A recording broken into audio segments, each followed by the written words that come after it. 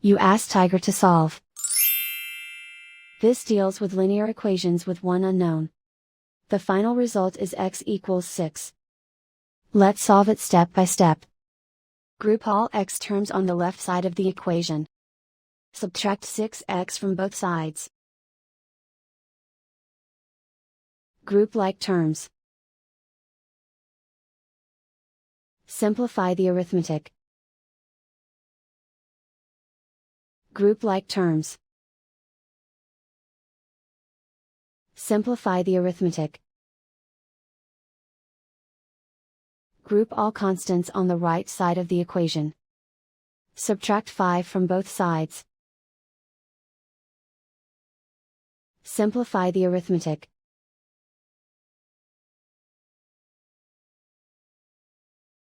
Isolate the x.